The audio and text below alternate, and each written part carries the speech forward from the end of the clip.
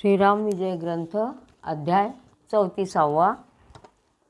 सीतेचे अग्निदिव्य. आता उत्तराकांड सुरू होत आहे.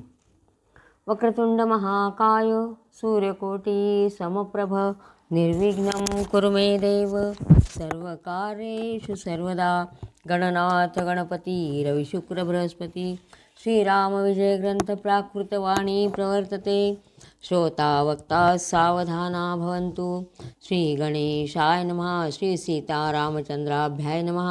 जय जय जगद्वंद्या वेदसारा प्रणवरूपा विश्वंभरा करुणार्णवा परमोदारा राघवेंद्रा श्रीरामा. मन्मथ दहन हृदयरत्ना चतुरास्य जनका जनरंजना मंगलभगिनी मनमोहना जगज्जीवना भक्तवरदा.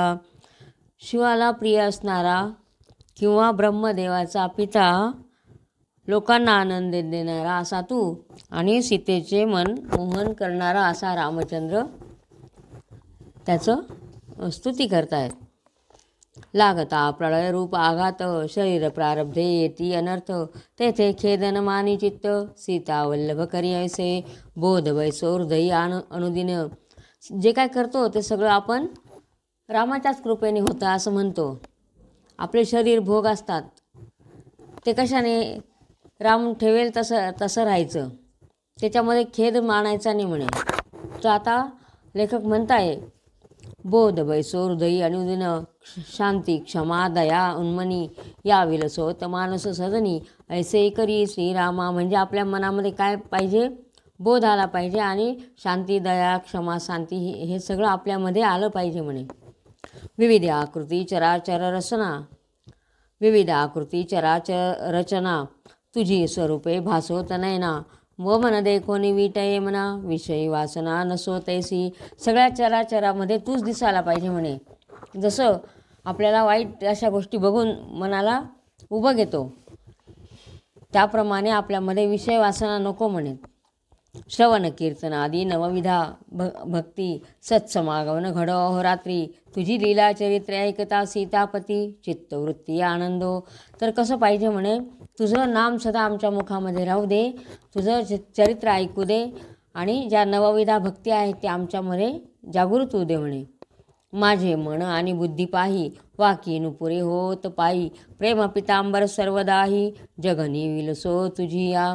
माझं मन आणि बुद्धी आहे तर ते तुझ्या पायातले नुपूर होऊ दे म्हणे, घुंगरू होऊ दे. आणि प्रेमाचा जो पितांबर आहे तो तुझ्या कमरेला सदा राहू दे. माझे स्थूल लिंग कारण देखा तुझे पायी विलसोत पादुका. ता टिकांतका अयोध्या नायका सर्वदा करी ऐसेचे. आणि माझा जो देह आहे हा तुझ्या पायाशीच राहू दे म्हणे. माझी या पंचप्राणांचा मेळा यांची कुंडले पदकमळा. पद्मानंदा भक्तवल्लभा सर्वदा ऐसेच कर. तर माझा जो पंचप्राण आहे तो तुझ्या पायी सदा वाहिलेलाच असू दे म्हणे. अशी माझ्यामध्ये भक्ती उत्पन्न होऊ दे असं लेखक सांगतायत. उत्तरकांड हेच भागीरथी प्रवाह रूपे चाले सरस्वती. तरी दृष्टांत क्षेत्रे विराजती एकाहुनी एक विशेष. आता हे उत्तरकांड सुरू झालेलं आहे. ती एक प्रकारची भागीरथी आहे आणि आता त्याच्यामध्ये ही ज्याप्रमाणे प्रवाह चालतो तशी ती सरस्वती पण आहे. आणि त्याच्यामध्ये जे दृष्टांत दिलेले आहे ते एकाहून एक आहेत म्हणे. असो कथाध्यायी दशकंधर वधोनी विजयी झाला रघुवीर. या उपरी सकळ सुरवर श्रीराम दर्शना पातले. सुरांची दाटी झाली बहुत मुकुटांसी मुकुट आदळत. रत्ने झळकती अमित भगनान होणे तेजागळी. तो इतके देव आलेत रामाच्या दर्शनाला. रामाचा जय झाल्यामुळे तो सगळे येत आहेत. इतके दाटी झाली की त्यांचे मुकुट एकमेकांना आदळत होते आणि इतके दाटी वाटीने ते येत होते. गण गंधर्व यक्ष किन्नर सुरासुर नर वानर सुवेळा चळी झाले एकत्र. गजर थोर होत असे तो मारुतीचे मनात. केव्हा आज्ञा देईल रघुनाथ की जानकी आणावी त्वरित.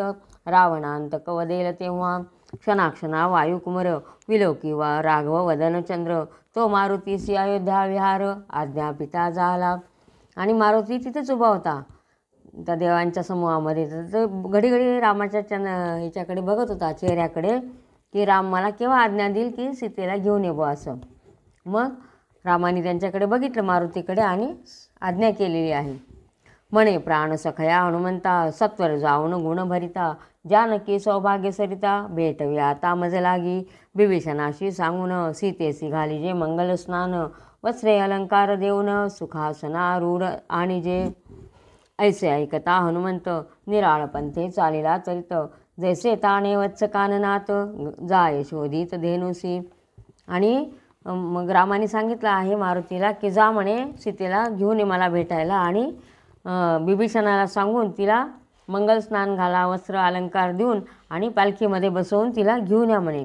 मग मारुती लगेच उड्डाण केला आकाशमार्गाने चाललेला आहे. कसं जसं एखादं वासरू आपल्या आईला वनामध्ये शोधतं त्याप्रमाणे चाललेला आहे मारुती. की मानसा प्रति मराळ जात की जीवन शोधित तृषाकांत की जे पावे विनिता सुत दर्शना जाय इंदिरेच्या तैसाचा शोकवनात प्रवेशता झाला हनुमंत मग साष्टांगी शीघ्र प्रणिपात जानकीस घातला. किंवा मानस सरोवरावर राजहंस जाता किंवा एखादा तहानलेला आहे तो पाणी शोधायला जातो किंवा गरुड आहे तो लक्ष्मीच्या दर्शनाला चाललेला आहे त्याप्रमाणे मारुती निघालेला आहे.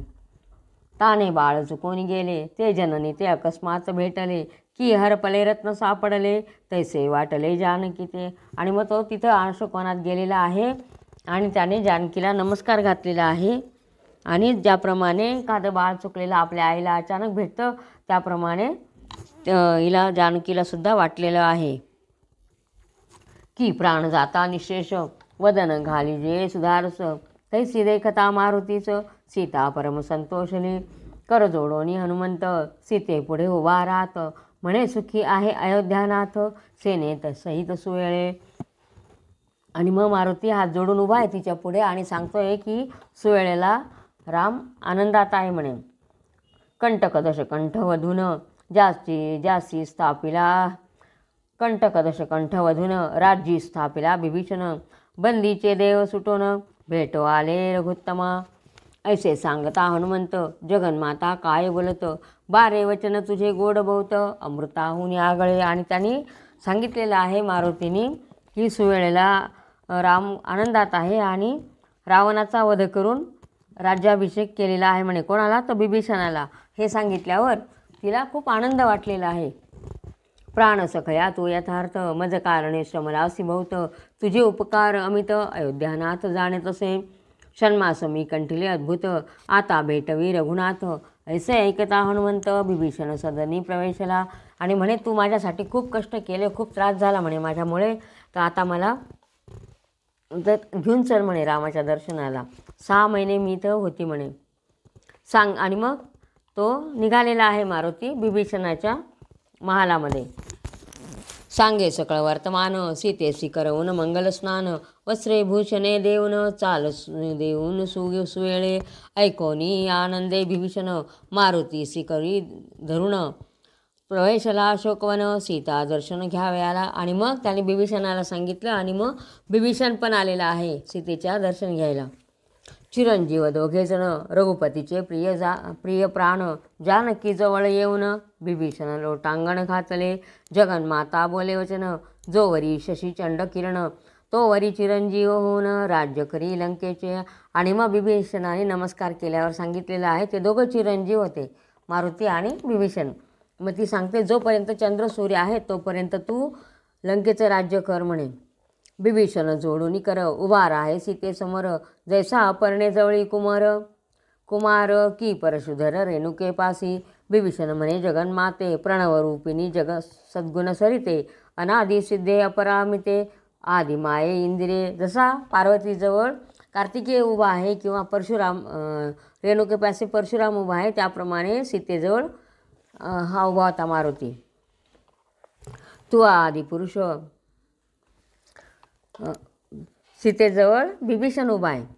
तू आदिपुरुष जागा करून अनंत ब्रह्मांडे रचिली पूर्ण ब्रह्मा विष्णू मारमन तुझे बाळे तिन्ही उत्पत्ती स्थिती पालन करवेसी तिघांकडून इच्छा परतता पूर्ण सवेची गोळा करीसी तू. आणि मग बिभीषण तिची स्तुती करत आहे की तू प्रत्यक्ष लक्ष्मी आहे म्हणे. तू आदी माया आहेत आणि हे सगळं तूच केलेलं आहे म्हणे. ब्रह्मांड कोणी तर तूच निर्माण केलं आणि त्याचं रक्षण पण तूच करते म्हणे. असं उत्पत्ती स्थिती सर्व तुझ्याच इच्छेने चालतं म्हणे. तुझे तुझशी सर्व ठाऊक नेनते पण धरिले कौतुके, रावणे तुझा आणिले लंके, हे इच्छा तुझीच पै. तू रावणाने तुला इकडे उचलून आणलं तर ते कशामुळे, तर तुझ्याच इच्छेमुळे झालं म्हणे सर्व ते. म्हणजे जे काय करता करविता ती देवीच असते. बंदीचे सुटले सुरवर, मारुती सुग्रीवादी वानर, आम्हा सर्वांचा आला राममित्र, हा तो उपकार तुझाची. तुझ्यामुळेच आमचा हे मित्र कोण झाला, तर राम झाला म्हणे. वानर सुग्रीव हे सगळे भेटले म्हणे मला. आणि देवांची सुद्धा बंदीखान्यातून सुटका झाली ती तुझ्याचमुळे म्हणे. तरी आता करुणी मंगल स्नान, वस्त्रे भूषणे अंगी करून, सुवेळेसी पाहावया रघुनंदन, शीघ्र आता चलावे जगन्माता बोले वचन, रामेन करिता मंगल स्नान, म्या आधी करिता पूर्ण वाटे दूषण परम, हे पतिव्रतेचा ऐसा होय धर्म, पतिविन न करता कार्य उपक्रम, रघुपतीची आज्ञा नसता धर्म, तोची अधर्म आम्हासी. मग विभीषण सांगतोय तिला की तू आता मंगल स्नान कर, वस्त्रभूषण घाल म्हणे सर्व. मग ती सांगते म्हणे रामाने आधी केलं का मंगल स्नान, तर नाही म्हणे. मग त्याच्या आधी मी कसं काय करू म्हणे. त्या पतिव्रतेचा असा धर्म आहे की पतीने सांगितल्याशिवाय नीट हे करायचं नाही, शृंगार साधना वगैरे काही करायची नाही म्हणे. तर त्याची आज्ञा आहे का म्हणे, असं ती विचारते. मारुती म्हणे जगन्माते, आज्ञा दिधली रघुनाथे, तुझे बिभीषण वचनाते, मान दिला पाहिजे अवश्य म्हणे जनकनंदिनी, तव ते बिभीषणाची राणी, सकळ उपचार घेऊनी अशोकवना पातिली. मग सांगितलं आहे मारुतीने की रामानेच तुला आज्ञा दिलेली आहे म्हणे बिभीषणाकडून हे सर्व घेण्याची.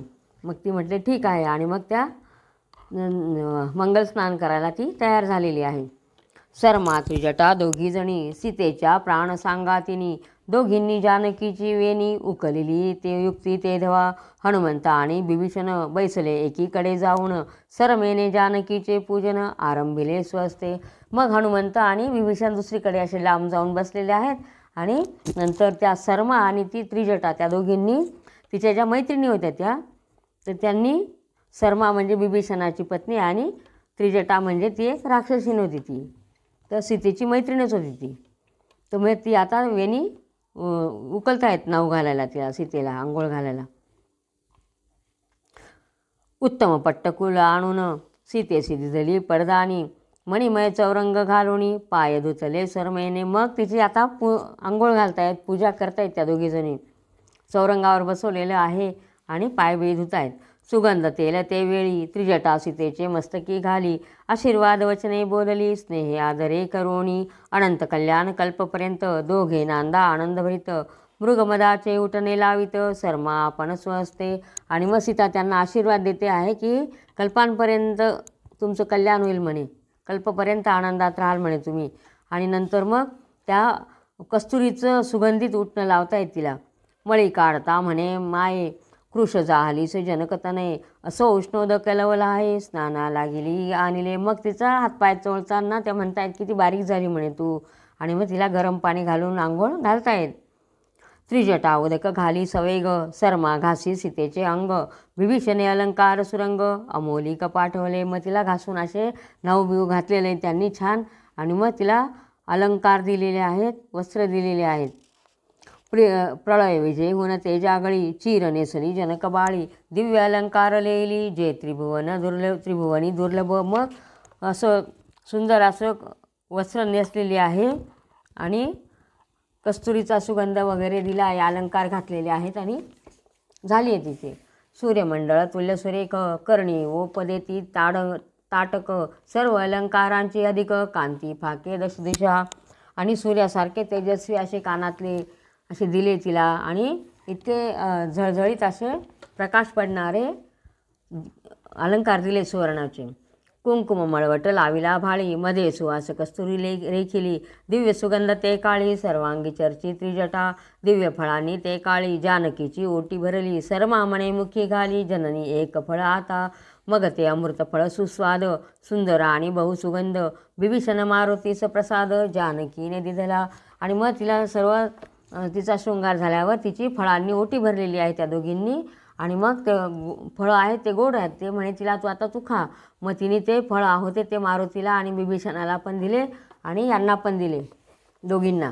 शर्मा आणि त्रिजटे प्रती फळे दिधली परमप्रीती, मग एक फळ घेऊन हाती वदनी घातली जानकीने. मग सगळ्यांना दिल्यावर तिने एक फळ खाल्लंय. सवेचे प्रक्षाळलेले वदन तो जवळी आला बिभीषण, दिव्य मणिमय हार आणून जानकी पुढे ठेविला. त्रिभुवन मोलाचा एक मणी रावणे ठेविला होता कोश सदनी, तो बिभीषणे देता प्रीती करुणी गळा घाली जगन्माता. तर एकदम असा दिव्य असा मणीमण्यांचा हार आणून दिला कोणी बिभीषणाने, आणि सांगितला हा रावणाने त्याच्या कोशागृहात ठेवलेला होता म्हणे, त्या हा तू घे म्हणे. तर तिने बिभीषणाने प्रेमाने दिल्यानंतर तिने तो गळ्यात घातलेला आहे. तो लंकेचे सकळ दळ सिद्ध झाले तत्काळ, 18 क्षणी वाद्य प्रबळ वाजो लागली ते धवा. रत्नजडित शिबिका आणून सीते पुढे ठेवली ते क्षणी, बिभीषण मारुती लागती चरणी सुखासनी बैसावे. आणि मग नंतर वाद्यांचा गजर आणि 18 क्षणी वाद्यवाले आले आणि त्यांचा गजर सुरू झाला वाद्यांचा, आणि रत्नजडित अशी पालखी आणलेली आहे आणि त्याच्यामध्ये सीतेला बसवलेलं आहे. शर्मा त्रिजटा यांचे कंठी जानकी घाली दृढमिठी, म्हणे प्राणसख्या न दृष्टी तुम्हास कधी मी देखीन. आणि मग ती शर्मा आणि त्रिजटेच्या गळ्यात पडून सीतेला वाईट वाटतंय, दुःख होतं त्यांना सोडून जाताना, आणि ती निघालेली आहे. शर्मा त्रिजटेचे नयनी अश्रू आले ते क्षणी, रुदन करती स्पंद स्पंदन चरणी मिठी घालती, म्हणे आता आपली भेट केव्हा होईल म्हणे, असं दोघी म्हणतायत आणि सीताई म्हणते. आणि मग दोघी गळ्यामध्ये पडून आणि तिच्या पायाला मिठी घालतायत आणि रडतायत. म्हणे मग आपुले कुरळ केशे करून झाडले जानकीचे चरण, पालखीत बैसविली नेऊन सद्गदित होऊन बोलती, म्हणे प्राणसखै जनकनंदिनी आम्हा न विसरावे मनातुनी, सीता म्हणे उपकार साजनी तुमचे न विसरे कदाही. आणि मग त्या म्हणे आम्हाला विसरू नका म्हणे, सीतेला सांगतायत त्या आणि रडतायत दोघी. तो शिबिकेवरी आवरण बिभीषणे घातले पूर्ण, जैसा परीक्षक दिव्यरत्न पेटे माझी रक्षतसे. आणि मग ती पालखीत बसल्यावर बिभीषणाने त्याच्यावरून असं झाकून दिलेलं आहे, जसं एखादं रत्न झाकून नेतात त्याप्रमाणे. की हृदयचे ज्ञानसंत बाहेर न दाविती लोकात, की धनाढ्य जैसा आच्छादित संचित धन आपुले.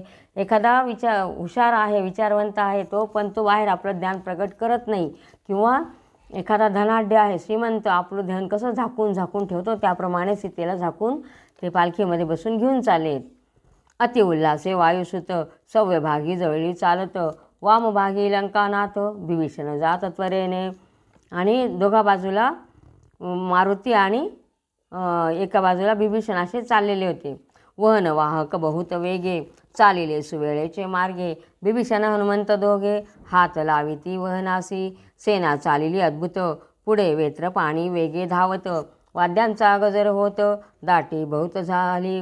आणि ती पालखी चाललेली आहे, तर एका बाजूला बिभीषण एका बाजूला हनुमंत चालतायत आणि पालखीला हात लावतायत, आणि भोई आहे ते भराभरा चालतायत, त्या सुवेळाच्या मार्गाने चाललेले आहेत ते. स्कंद आणि गजवदन अपरणे जवळी दोघे जण, तैसे मारुती आणि बिभीषण प्रेमरंगे शोभती. आणि मारुती आणि बिभीषण कसे दिसत होते, एका बाजूला गणपती आणि एका बाजूला कार्तिकेय चाललेले आहे, जसे पार्वतीच्या बरोबर असे ते वाटत होते. रामसेनेत प्रवेशले सत्वर तो झाला एकची गजर, पहावया धावती वानर त्या सवेत्र वधार मारिती. आणि मग सगळे याच्यामध्ये ते मारुतीने ते चाललेले होते, रामसेनेमध्ये पोहोचले ते सगळे, आणि तिकडे वानर सगळे आले पळत पाहिला कोण आलं म्हणून. तर ते काठी घेऊन जे पुढे चाललेले होते दंडधारी, तर ते मारायला लागले त्या माकडांना. लंकापतीसी अयोध्या विहारी सांगुनी पाठवी ते अवसरी, आपुले वेत्रधारी आवरी वानरा ते मारिती जे. आणि मग रामाने सांगितलेलं आहे म्हणे तुमचे ते दंडधारी हे सेवक आवरा म्हणे, माझ्या माकडांना मारतायत म्हणे ते, असं रामाने त्यांना सांगितलेलं आहे. या सीते लागी कष्ट वानरी असती केले उत्कृष्ट, वहन उघडवणी स्पष्ट सीता कपिसी पाहू द्या. म्हणे ह्या सीतेसाठी या वानरांनी किती कष्ट केलेले आहेत म्हणे, तर त्यांना एकदा बघू द्या म्हणे सीता कशी आहे ते, तर ते झाकलेलं आहे ते काढा म्हणे, असं रामाने सांगितलेलं आहे. जवळी असता प्राणनाथ श्री उघडी सर्व जनात, वागता दोष यथार्थ सर्वता नाही तियेसी. तर तिचा पती जवळ असताना स्त्री जर म्हणजे डोक्यावर पदर वगैरे नसेल तर त्याला काही दोष नसतो म्हणे, किंवा झाकलेलं नसेल तर त्याला दोष नसतो म्हणे. तर आता मी आहे तिच्याजवळ, तर तुम्ही सगळं तिच्या डोक्यावरचं आवरण काढा म्हणे. ऐसी आज्ञा होता ते काळी, शिबिका उतरली भूमंडळी, आवरण काढिता जनकबाळी, सर्वांनी देखली एकदा, वहना बाहेर निघून त्रिभुवनपतीची ते राणी, उघडली जैसी रत्नखानी, वैदेह तनया उभी जैसी. तर ती नंतर मग खाली ठेवलेली आहे पालखी, आणि पालखीतून ती खाली उतरली आणि सगळ्यांनी तिचं दर्शन घेतलेलं आहे की कशी आहे बा सीता. सगळ्यांना पाहायची उत्सुकता होती. सगळ्यांनी बघितले आहे, तिचं दर्शन घेतलं आहे. पाहता जियेचे मुखकमळ, लोपती कोटी मृगांक कळा, की लावण्य सागरी चावमाळा, रूपाला ते ठाई. जसं चंद्र असतो, चंद्राचं जे पौर्णिमेचा चंद्र जसा खुलून दिसतो तशी ती सुंदर अशी दिसत होती. यावरी ते जगज्जननी आदिमाया विश्वखाणी, पाहते झाले भक्त शिरोमणी, जे का अवतार देवांचे. हे जे माकडं होते ते देवांचेच अवतार होते, साधू संतांचे. ते सगळ्यांनी तिचं दर्शन घेतलेलं आहे. आणि ती एखादी देवी आदिमायाच आहे बुवा असं. जानकी देखता साचार, देवगण गंधर्व असुर, मानसी विकल्प साचार, करीते झाले ते धवा. एवढे जिचे स्वरूप सुंदर, परमदुरात्मा दशकंधर, षण्मासपर्यंत दुराचार, उगा कैसा असेल तो जगदात्मा रघुवीर, जाणून सर्वांचे अंतर. जानकी प्रतिउत्तर, काय बोलता झाला, वाद्ये वाजता राहिली, तटस्थ झाली सूरमंडळी, रीस वानराधिक सकळी, निवांत रूपी ऐकती. व्यंकटा भ्रुकुटी करुणी क्रूर, सीतेसी विलोकी रघुवीर, म्हणे आपुला तूच विचार, पाहे सत्वर येथोनी. मग ती माकडोन ते काही देव असुर सूर गंधर्व जे कोणी होते त्यांच्या मनात विचार आला की जानकी एवढी सुंदर आहे तर हा रावण तिच्यापासून लांब कसा काय राहिला म्हणे 6 महिन्यांपर्यंत. आणि हे लोकांच्या मनामध्ये शंका आल्याबरोबर सगळ्यांचा अंतर्कोन राम लगेच जाणतो आणि त्याला लगेच कळालं की हे लोकांच्या मनात काय विचार आहे. आणि त्यांनी लगेच सांगितलं मग. आणि सगळे वाद्य वगैरे शांत झालेले आहे, सगळे स्थिर राहून गेलेले, निवांत राहिलेत ते. व्यंकटा भ्रुकुटी करुणी क्रूर, सीतेसी विलोकी रघुवीर, म्हणे आपुला तूच विचार, पाहे सत्वर येथोनी, तुझं घेऊन गेला असुर, हा अपवाद वाढला दुर्धर, तो निरसला समग्र, सोडवून तुझा आणले, उरावरील उतरला पाषाण, की रोग गुल्म गेले विरोण, की जन्मांदासी आलेन, तेवी आजी सुख वाटे, तुझं आम्ही सोडवून साच केले आपुले वचन, आता करावे वेगे गमन, मना आवडे तिकडेची. आणि मग असं राम तिला सांगतोय की ठीक आहे म्हणे, तू तुझ्या मनालाच विचार म्हणे, तुला आम्ही सोडवून आणलेलं आहे. जसं एखादा आंधळा आहे त्याला अचानक नयन आले त्याप्रमाणे मला बरं वाटतंय म्हणे. पण आता तुला इथं आणल्यानंतर तुला कुठे जायचं असेल ना, तू तिकडे निघून जा म्हणे. मी सर्व संग सोडोनी, उदास विचारेन ग काननी, काम कानना काही म्हणी, नाही उरली आमुच्या. आणि तुला आम्ही सोडवून आणलेलं आहे आणि आता तुला जिकडे जायचं तिकडे तू तुझी निघून जा म्हणे. मी आता हे सर्व सोडून दिलेलं आहे म्हणे आणि मी माझा एकटाच वनामध्ये राहील म्हणे. आमुची वार्ता टाकोनी समस्त, मना आवडे तो धरी पंथ, अथवा भलता एक नृपनाथ, वरी तुझा आवडे तो, उभे राहुनी व्यर्थ काही, तू विचारे भलते ठाई, मोकळ्या तुझा दिशा दाही, केल्या आम्ही येथवा. म्हणे तुला जिकडे जायचं तिकडे जाय, किंवा तुला एखादा जर राजा आवडला असेल त्याच्याशी तू लग्न करून घे आणि इथं उभी राहून काहीच विचार करू नको मनामध्ये म्हणे, तुला आम्ही मोकळं केलेलं आहे म्हणे, असं राम सीतेला सांगतोय. मज कैकईने घातले बाहेर, नाही सिंहासन आतपत्र, सेऊन या घोर कांतार, वनचरे सखे केले म्या, भक्षावया न मिळे अन्न, राहे कंदमुळे सेऊन, वल्कले परिधान करून, तृणासनी निज तसे. या कारिता सीते पाही, आमुचे संगती सुख नाही, तरी तू भलते पंथे जाई, व्यर्थ काय राहून या. म्हणे कैकईने मला सांगितलं वनात जायला, मी वनात आलो, नंतर इथं मला छत्र चामर काहीच नव्हते म्हणे, मी साध्या गवताच्या शय्येवर झोपतो म्हणे, आणि भूक लागली तर कंदमुळं खायचं म्हणे, वल्कल परिधान केले, माझ्याजवळ राहून तुला तरी काय सुख आहे म्हणे, तर तुला आता जिकडे जायचं तिकडे तू जाऊ शकते म्हणे, असं सांगतो तो. सकळ उपाधी टाकून मी राहिलो निरंजनी येऊन, आम्हासी नावडे दुजेपण, प्रपंच वासना नसेची. तर मला आता संसाराची इच्छा काही राहिलेलीच नाही म्हणे, तू जा म्हणे तुला कुठे जायचं ते. ऐसे बोलता रघुनाथ, सीतेसी वाटला कल्पांत, की शब्दरूपे शस्त्र तप्त, अकस्मात जेवी खोचले. शब्द नव्हे ते सौदामिनी, अंगावरी पडे ते क्षणी, की शब्द सांडणे करुणी, तोडिले वाटे शरीर, परमगहिवरे दाटोनी, बोले ते तेव्हा मंगळ भगिनी, अग्नीत करपे कमळिनी, तैसे तेज उतरले. आणि मग तिने ऐकलं, तिला जसे काही वीज पडल्यासारखं झालं, किंवा कोणीतरी आपल्याला आपल्या शरीराचे तुकडे तोडतायत बा, असं चिमट्याने तुकडे तोडतायत असं तिला वाटत होतं. आणि मग तिला रडू यायला लागलं आणि ती बोलायला लागली. नयनी सुटल्या अश्रुधारा, म्हणे जगद्वंद्या श्रीरामचंद्रा, अनंत कंदा गुणसमुद्रा, करा माझा वध आता, षण्मास कष्टी होऊन, आज दृष्टी देखिले रामचरण, तो पूर्वकर्म माझे गहन, आडवे विघ्न हे आले. म्हणे आता एक कर म्हणे, रामाला सीता सांगते, आता मला तू मारूनच टाक म्हणे. 6 महिने मी तिथं दुःखी कष्टात माझं जीवन कसं काढलं हे मला माहिती म्हणे. आणि आज कुठून तरी तुझं दर्शन मला झालं, तर पूर्वकर्मकांक्षी आडवं आलं म्हणे. आणि बरं तुझ्या मनात हा संशय आलेला आहे म्हणे. आनंदाचा उगवला दिन, म्हणून वाटले समाधान, परिकर्माचे थोर विंदान, पुढे आले आजीपै, कामधेनुची काढिता धार, शेराच्या चिके भरले पात्र, अमृताच्या घटी घातला कर, तो विष दुर्धर भरलेले. आज आनंदाचा दिवस कुठून तरी आला म्हणे, पण पुढे नवीनच विघ्न आलं म्हणे. जसं काही गाईची दूध काढतोय म्हणे, तर गाईच्या दुधात त्या भांड्यामध्ये दूध पडण्याऐवजी शेराचा चीक म्हणजे एक वनस्पती आहे ती, तर तिचंच चिकाने भरलं म्हणे ते. किंवा अमृताचा घट म्हणून आपण हात घातला तर तिथून काय निघालं, विष. त्याप्रमाणे म्हणे परिसाच्या देवास येऊन, लोहाचा भक्त भेटला पूर्ण, परी तो कधा नवे सुवर्ण, कर्मगहन पूर्वीचे, मृगेंद्र जासी करी धरले, त्यासी जंबुके येऊन फाडिले, सुपर्णगृही प्राणी राहिले, त्यासी डंखले विखारी. जसं एखादा सिंह आहे म्हणे, त्याने एखाद्याला जवळ केलेला आहे आणि कोल्हा येऊन त्याला फाडतो. किंवा गरुडाच्या गृहामध्ये प्राणी राहिले आणि त्याला कोणी चावलं तर म्हणे सापांनी. असंच झालं आहे म्हणे. आता या चकलवला हे धावला, कल्पतरू खाली आला, त्यासी तेने मार दिला, शुष्क काष्ट घेऊन या. कल्पतरू आला, कल्पतरू आहे म्हणे, कल्पवृक्ष आहे म्हणे, आणि त्याच्याकडे जाऊन बसलेला आहे. तो सगळ्या इच्छा पूर्ण करतो. पण काय झालं, उलटं झालं म्हणे, की त्या एक कोणीतरी आलं काठीने तिथंच मारायला लागलं म्हणे. त्याप्रमाणे असं माझं झालं आहे म्हणे. व्याघ्र मारुणी लवलाही, धन्याने सोडविली गायी, मग काष्टप्रहारे 30 पाही, का हो व्यर्थ मारावे. वाघाच्या तोंडातून एखाद्या गाईला सोडवलेलं आहे आणि नंतर तिला काठीने आणखीन मारायचं म्हणे. तर तसं झालं आहे म्हणे माझं. भागीरथी भरुणी लवलाही, सागरा शरण गेली पाही, तो जरी म्हणे की ठाव नाही, तरी गती ती अशी काय पुढे. भागीरथी आहे म्हणे, ती घाई समुद्राला भेटायला चाललेली आहे आणि ती समुद्राजवळ गेली, समुद्र म्हणतो इथं तुला जागा नाही म्हणे, मग ती कुठे जाईल. तसंच माझं झालेलं आहे असं सीता म्हणते.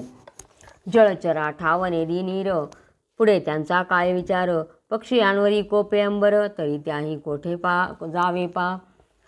जळचर आहेत म्हणे, तर त्यांना ते पाणी म्हणतं की इथं तुला जागा नाही आहे, मग ते पाण्यातले प्राणी कुठे जातील. किंवा पक्षी आहेत आणि आकाश म्हणतं इथं नाही उडायचं तुम्ही, तर त्यांनी कुठे जावं म्हणे. तसं माझं झालेलं. जळत्या गृहाहुनी काढिले, मागुती वनवयात टाकिले, करुणासागरासी आले, भरते क्रूर नवल हे, मातेने बाळास दिले विष, पित्याने वधिले पुत्रास, धन्याने दंडिले दासीस, कोणाचे तेथे काय चालले. एखाद्या जळत्या घरातून एखाद्याला बाहेर काढलं आणि कुठे टाकलं, म्हणजे आगीतून काढायचं आणि फोपाट्यात टाकलं. त्याप्रमाणे झालं म्हणे माझं. किंवा आईने मुलाला विष दिलं, किंवा पित्याने पुत्राला मारून टाकलं, किंवा धनी आहे त्याने दासीला मारलं, तर काय तिथं कोणाचं काही चालणार आहे का. नाही. कासेसी लावेले कृपा करून, मध्येच दिले सोडून, तेने कोणासी जावे शरण, तयावे गळे सांगपा. अन्नार्थी पात्री बैसले, ते दातयाने दवडिले, तरी त्यांचे बळ काही न चाले, तैसे झाले येथे हे. सूर्यकोपला किरणांवरी, समुद्र लहरींवरी दावा करी, अमृत मधुरता बाहेरी, घालू इच्छितसे. म्हणे एखादा जेवायला बसलेला आहे आणि तो अर्धवट जेवला आणि दात्याने त्याला मध्येच उठून दिलं, जो जेवू घालतो त्याने उठवून दिलं, तर ते कसं वाटेल म्हणे. तसं त्याप्रमाणे. किंवा सूर्यकोपला कोणावर, किरणांवर. समुद्र कोणाशी भांडला, तर आपल्याच लाटांशी भांडला म्हणे, तर ते चालेल का. तसं त्याप्रमाणे माझं झालेलं आहे असं ती म्हणते सीता. आपल्या शाखेसी अबोला, कल्पद्रुमे जैसा धरिला, चंद्रे कळांचा त्याग केला, मेरू कोपला शिखरांवरी. कल्पवृक्ष आहे त्यांनी आपल्याच फांद्यांशी अबोला धरलेला आहे, किंवा चंद्र आहे तो त्यांनी त्याच्या ज्या कळा आहेत तर त्या कलांचा त्याग केलेला आहे. त्याप्रमाणे जैसे भागीरथी दोषविहीन की सर्वदा शुची तैसा अग्न, तैसी बोलता मी जाण शुचिष्मंत निजांगे, दशकंदर गेला घेऊन हा मोहरीहून अन्याय सान, मेरू इतका दंडपूर्ण समर्थ ह्या आरंभीला.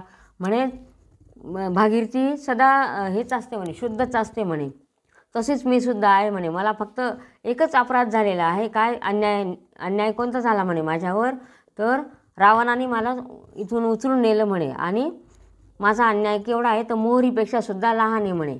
आणि मला केवढं शिक्षा मिळते आहे तर मेरू पर्वतापेक्षा जास्त शिक्षा मला मिळते म्हणे. वाते कापता कमळिनी ती वरी वज्र टाकी उचलवणी, अन्याय नसता कुरंगिनी व्यर्थवणी का मारीजे. तर कमळ आहे म्हणे, कमळाचं हे वाऱ्याने हलते ती कमळाचं फूल, आणि ते कशाने मारलं त्याला, तर वज्र टाकलं म्हणे, वज्रास्त्र टाकलं तसं. किंवा हरिणी तर ती वनात चाललेली आणि तिला उगाच येऊन मारायचं, त्याप्रमाणे. डाकलग की शुद्ध सुवर्ण हे अग्निसंगे कळे पूर्ण, तरी मी आता दिव्य घेईन सर्वान देखता येथेची. तर सोनं असतं म्हणे तर ते त्याला अग्नी लावतात आणि त्याच्यामध्ये कळतं हे शुद्ध सुवर्ण आहे का हिनकसे कमी प्रतीचं आहे, हे केव्हा कळतं तर अग्नीबरोबर. तर आता मी पण तेच करते म्हणे. नयनी वाहते अश्रुपात जानकी वानरा आज्ञापित, म्हणे कुंड करून अद्भुत अग्नी सत्वर पाजळा, तत्काळ विस्तीर्ण केले कुंड, काष्ठपर्वत घातले उदंड, अग्निज्वाळा माजल्या प्रचंड, निराळ ग्रासू धावती. तर तिने वानरांना सांगितलं आता इथं अग्निकुंड तयार करा म्हणे, आणि त्याप्रमाणे त्यांनी अग्निकुंड तयार केलं.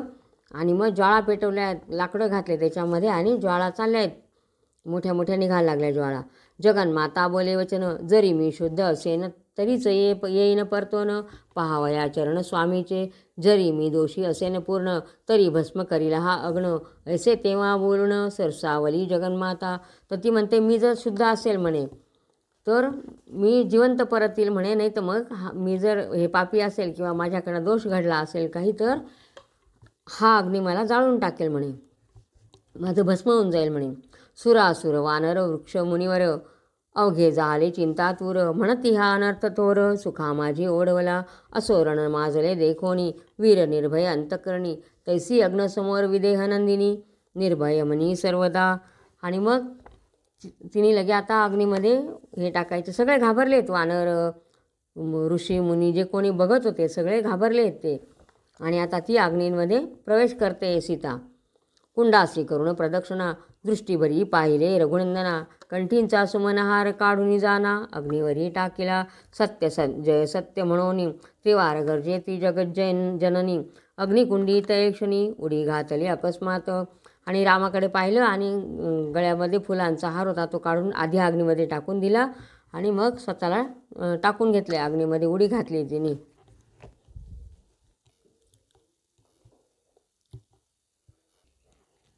मंगळ जननीचे हृदयरत्न अग्नी माझी परताची जाण, कन्या गांजिली म्हणून पृथ्वी कापे थरथरा. जानकी ही पृथ्वीची मुलगी म्हणून ती सुद्धा थरथर कापायला लागली पृथ्वी, की आपली मुलगी आता अग्नीमध्ये पडली म्हणून. झाली एकच आरोळी शोकार्णवी पडली कपिमंडळी, सकळ सुरवर व्याकुळी प्रळय काल भाविती, दशदिशान माझी दाटला धूर, कडो लागले सप्तसमुद्र, वैकुंठलय कैलासपदे समग्र, डोलो लागली ते धवा. सगळीकडे हाहाकार झालेला आहे. मग थरथरा कापे अंबर, नक्षत्रे रिचविती अपार, सौमित्री सुग्रीवादिक वानर, नेत्रोदके ढाळती. सगळे घाबरले आहेत, सगळे थरथर कापतायत, आकाशातून तारे तुटतायत, आणि सौमित्र म्हणजे लक्ष्मण आणि सुग्रीव रडतायत, आणि सगळे वानरसुद्धा रडतायत.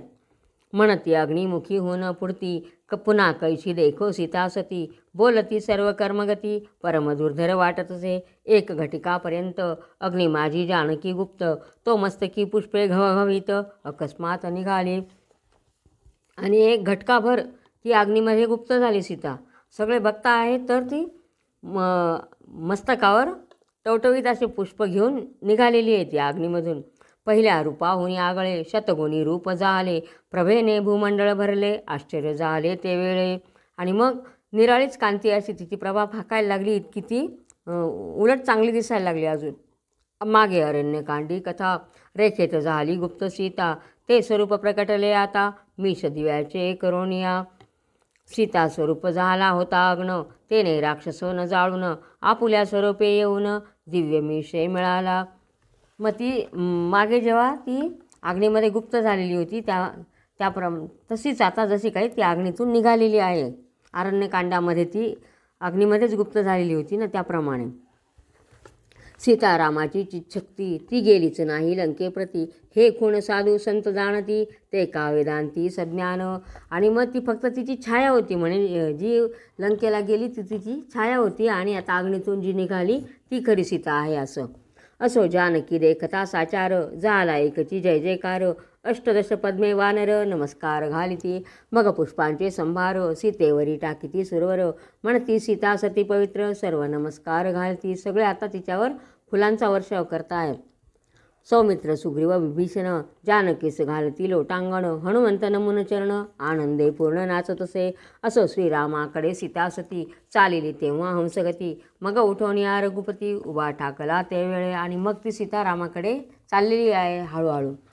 श्रीराम मुख विलोकून, सीता करी हास्यवदन, धावोनी दृढ धरले चरण, जगद्गुरूचे ते काळे. आणि मग ती गेली आणि रामाच्या पायावर डोकं ठेवलेलं आहे. मग जानकीस उठवून क्षेम देतसे कोदंड पाणी, मग वामांकावरी घेऊनी रघुनाथ तेव्हा बैसला. आणि मग तिला घेतलेलं आहे आणि मांडीवर घेतलेलं आहे, डाव्या मांडीवर. नवमेघ रंग रघुनाथ, जानकी विद्युलता तळपत, सीताराम देखुनी समस्त, जय जयकार करती ते धवा. असुरांची वाद्ये ते काळी, महागजरे गरजो लागली, आज्ञा घ्यावया ते काळी, देव उदित झाले. आणि मग सगळीकडे वाद्यांचा गजर सुरू झाला आणि ते बाकीचे देव आज्ञा मागायला लागले रामाकडे.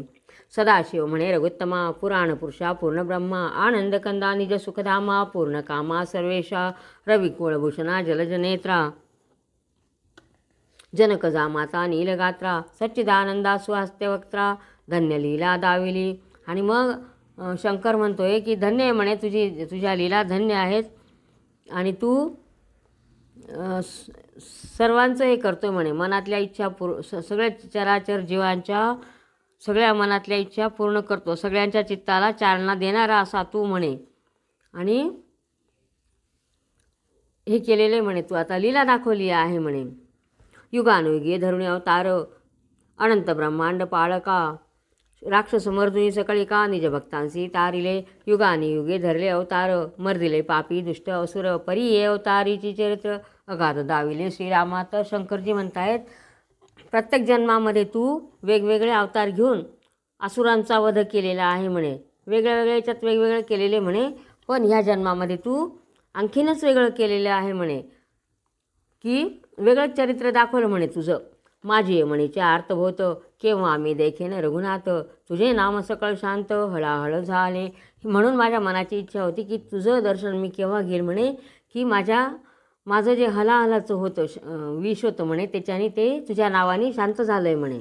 आता सीते सहित रामचंद्रा, सत्वर जावे अयोध्यापुरा, ऐसे बोलता कर्पूर गौरा, राघव काय बोलत, म्हणे माझे तू आराध्य दैवत, अनादिसिद्ध कैलासनाथ, विश्वंभर तू विश्वातीत, करणी अद्भुत दाविसी, ब्रह्मांड जाळी हळाहळ, ते तू आकंठी धरिले तत्काळ, लोकसुखी रक्षले सकळ, परमदयाळू तू होसी. आणि मग राम म्हणतो माझं पण आराध्य दैवत तूच आहे म्हणे, की हे चराचराचं रक्षण करण्याकरता तू एवढं विष म्हणे हलाहल ते स्वतः तू तुझ्या कंठामध्ये धरलं म्हणे, आणि लोकांना सुरक्षित ठेवलं म्हणे, असा तू परमकृपाळू आहे म्हणे, दयाळू आहे म्हणे. माझी स्तुती मांडली दयाळा, परी मी काय तुझं वेगळा, ऐसे श्रीराम बोलता ते वेळा, वदता झाला कमळोद्भव. आणि तू माझी स्तुती करतो म्हणे, मी काय तुझ्यापेक्षा वेगळा आहे का, असं राम म्हणतोय त्याला शंकराला.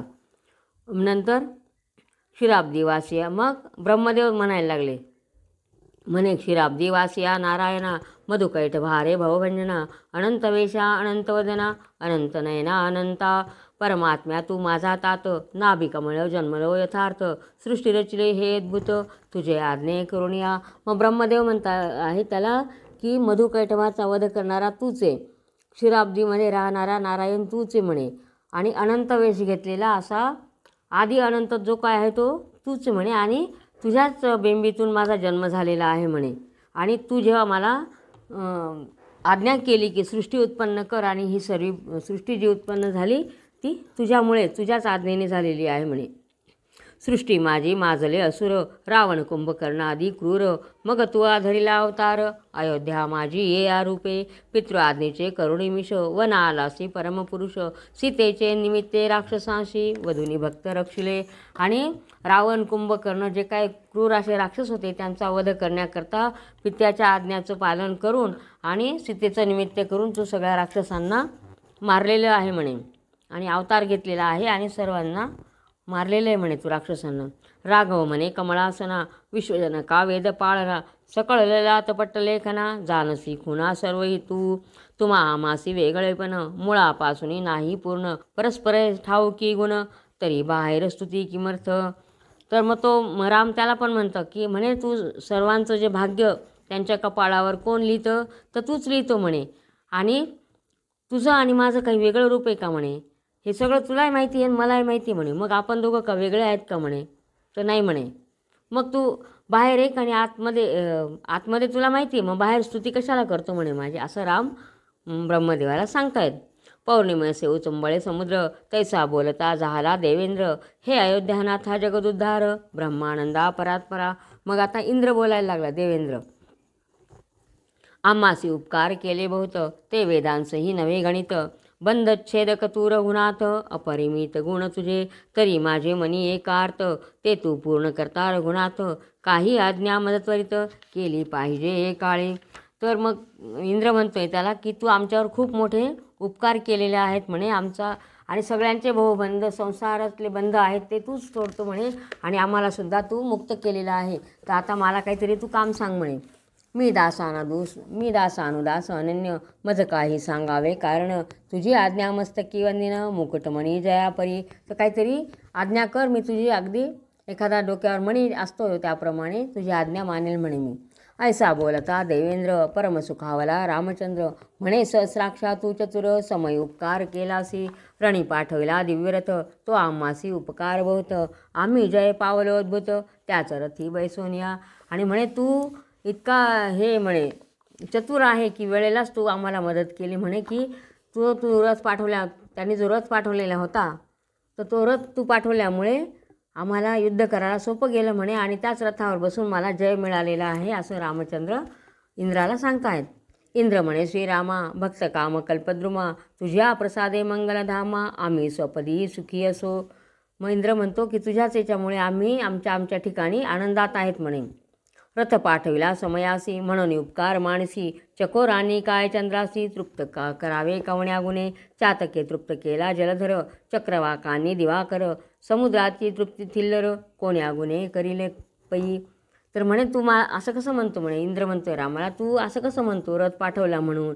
तर आम्ही काय तुझ्यावर उपकार केले म्हणे. जसं चकोरांनी चंद्राला तृप्त केलं असंच झालं म्हणे. किंवा पाऊस पडला आणि चातकांनी ढगांना तृप्त केलं किंवा चक्रवाकांनी सूर्याला तृप्त केलं असं आहे का म्हणे. किंवा समुद्राला एक डबकं आहे म्हणे ते तृप्त करेल का म्हणे. असंच चाललेलं आहे म्हणे. वैरागरा पुढे ठेविले गार क्षीराब्दी पुढे ठेविले तक्ष परमधनाढ्य कुबेर त्यास कवडी समर्पिली. तो जसं याच्या पुढे म्हणे हिरा आहे हिऱ्याच्या पुढे काय ठेवली गारगोटी ठेवली. किंवा दुधाचा समुद्र आहे त्याच्या पुढे काय ठेवलं ताक म्हणे. किंवा एखादा कुबेर आहे त्याच्या पुढे त्याला काय दिलं ते एक कवडी दिली म्हणे. असंच झालं म्हणे हे आता असो हे शब्दरचना मज काही करावी आज्ञा म्हणून इंद्र लागला चरणा प्रेमादरे करुणिया. मग इंद्रास तेव्हा उठवण बोले रामचंद्र सुहास्यवदन जेणे करुणी कर्ण तृप्त होती सकळांचे. म्हणे वेदशास्त्री बहुत धर्माधर्मी निवडिती पंडित परी एकेची गोष्टीत समस्त पाप पुण्य निविडेले परोपकार ते पुण्य अद्भुत परपीडा तेची पाप यथार्थ शोधावे किमर्थ ग्रंथ बहुत मुख्य तीर्थ हा चिपई. तर म्हणे जाऊ द्या म्हणे आता हे बोलणं आणि हे जाऊ द्या म्हणे. पण तो सांगतो की जे काही आहे खरा जीवनाचा अर्थ काय आहे. जो परोपकार करतो किंवा परपीडा जाणतो तेच खरं हे असतं म्हणे पुण्य असतं म्हणे. तसं म्हणे तू पण परोपकार केलेला आहे. तरी ऐसा जो परोपकार वानरा धाडला अपार, मद सहाय्यक होनी समग्र, यश बहुत जोडिले समरांगणी दिदले प्राण, असंख्य पडले प्रेते होण, तरी त्यांची कुटुंबव्याप्तन शोकारणवी बुडतील, तरी ते माझे सखे वानर पुन्हा जीव व्हावे समग्र, कोणाचे अंगावर अणुमात्र घायन क्षित दिसावे. तर आता तू एकच उपकार कर म्हणे, परोपकार एकच कर म्हणे, की हे माकडं जे रणांगणात पडलेले आहेत म्हणे, तर त्यांना तू उठव म्हणे आता, आणि त्यांचे जे नातेवाईक आहेत ते शोक करतायत म्हणे, आणि त्या सगळ्यांना तू सुखी कर म्हणे, त्यांना काहीतरी कर म्हणे तू. अवघे आरोग्य होऊन सुखी असोत बहुत धन, त्यांचे जे वसते धन वन सदा सुफल ते असो, तरीहीच आज्ञा सत्वरा सिद्धे पाठही अमरेश्वरा, ऐसे बोलता परात्पर सोयरा, आनंद झाला समस्तांशी, इंद्रेचरणी ठेविला माथा, इंद्रेचरणी माथा ठेवून म्हणे जीवितो न लागता क्षण, या उपरी सीतारमण आज्ञा देत सकळासी. आणि सांगितलं काय, हे वानर जिथं राहतील म्हणे तर त्यांच्यासाठी वन सदा सुफळ राहू दे म्हणे, फळाफुलांनी बहरलेलं राहू दे म्हणे, आणि हे जे मेलेले आहेत तर तू त्यांना जिवंत कर म्हणे. इंद्रेचरणी माथा ठेवून म्हणे जीवितो न लागता क्षण, या उपरी सीतारमण आज्ञा देत सकळांसी, देव बैसुनी चालिली विमानी, धडकती दुदुंबीच्या ध्वनी, दिव्य घंटा वाजती गगनी, आनंदमणी न समाये. आणि मग देव आता चाललेले आहेत स्वर्गामध्ये, आणि दुदुंबी वगैरे वाजतायत सगळ्या. शक्र आज्ञा होता सत्वर, पियुष मेघ ओघळला अंबर, गंभीर गर्जना ते अवसरी, करता जाहला बलाहक. आणि मग इंद्राच्या आज्ञेने हे आला, एक मोठा ढग आलेला आहे आकाशामध्ये, आणि तो कशाचा ढग, तर अमृताचा ढग आलेला आहे, आणि जसा पाऊस पडतो त्याप्रमाणे तो खाली सगळं अमृताचा वर्षाव व्हायला लागलेला आहे. पश्चिमेचा ढग उठत, तैशा सौदामिनी लखलखत, रणमंडळी लक्षोनी समस्त, पियुष वृष्टी जाळली. आणि मग पश्चिमेला ढग आला, तिथून विजा चमकायला लागल्या, आणि याचा पाऊस पडायला लागला, अमृताचा पाऊस पडायला लागला.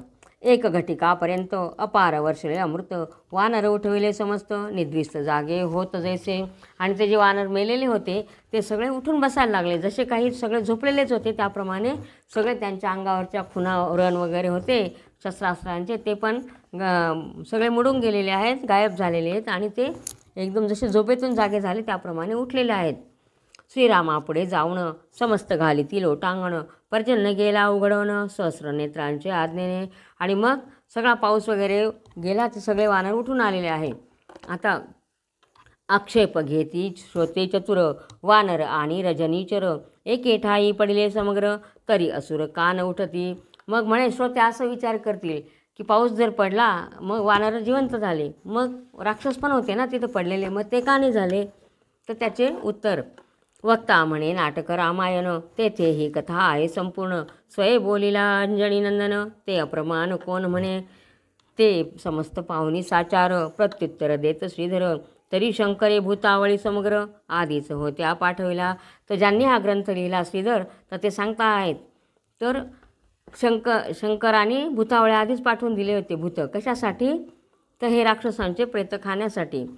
त्यासी आज्ञा पिले शंकरे, न भक्षावी कपींची शिरे, परी राक्षसाचींच कलेवरे, तुम्ही निवडून बक्षिजे, खोट्यातून खरे निवडे, की तांदूळातून काढिले खडे, हिऱ्या माजुनी गार तुकडे, परीक्षक निवडती. तर शंकराने आज्ञा करून भूतांना आधीच पाठवलेलं होतं की फक्त राक्षसांचे शिरं खायचे, माकडांचे शिरं किंवा प्रेत आहेत ते तसेच राहू द्या. ज्याप्रमाणे तांदूळाचं आपण खडे निवडून काढतो, किंवा खोटं असतं खोट्यामधून खरं काढायचं बाहेर, किंवा हिरा आहे तर हिऱ्यांमधून गारीचे तुकडे जे आहेत ते बाहेर काढायचे, त्याप्रमाणे त्या भूतांनी फक्त राक्षसांनाच भक्षण केलेलं आहे. तैसी भूतावळी निश्चिती, राक्षस कलैवरे भक्षिती, सागरी भिरकावल्या असती, नवरेक्षिती काहीच. तर ते राक्षसांचे प्रेत खाल्लेले आहेत त्या भूतांनी, आणि त्यांच्या ज्या अस्थी उरलेल्या होत्या, हाडं उरलेले होते, तर ते हाडांनी कुठे टाकले, तर समुद्रामध्ये टाकून दिले, काहीच शिल्लक ठेवलं नव्हतं. पियुष वृष्टी होता अपार, उठले अवघे ही वानर, ऐसे ऐकता प्रत्युत्तर, श्रोते पंडित सुखावती. आणि म्हणून मग अमृताचा वर्षाव झाल्यानंतर फक्त वानरच उठले. म्हणती वक्ता होय अतिचतुर, शोधक दृष्टी तुझी अपार, संशय निरसला समग्र, जैसा अंधार सूर्योदय. तर मग हे ऐकल्यावर सगळ्यांच्या मनातला संशय दूर झालेला आहे. ग्रासान माझी हरळ काढून पुढे चाले जैसे भोजन तैसा संशय निरसला पूर्ण अनुसंधान ऐका पुढे. मग जसं आपण जेवण करतो आणि एखादा खडा लागला तर खडा आपण काढून टाकतो आणि पुढे परत आपण जेवण चालूच ठेवतो, त्याप्रमाणे संशय निघून गेलेला आहे. रघुनाथ म्हणे बिभीषणा आता आम्हास देई आज्ञा ऐसे बोलता राम राणा. बिभीषण दाटला गहिवरे तो नूतन लंकानाथ स्पुंद स्पुंदोनी तेव्हा रडत श्रीरामचरणी मिठी घालित पदक्षाळित नयनोदके. आणि मग राम आता बिभीषणाला सांगताय, म्हणेल आता आम्हाला आज्ञा द्या, आम्ही आता चाललो म्हणे अयोध्येला. असं ऐकल्यावर बिभीषणाला खूप दुःख झालेलं आहे आणि तो रडतोय रामाच्या चरणाला मिठी घालून.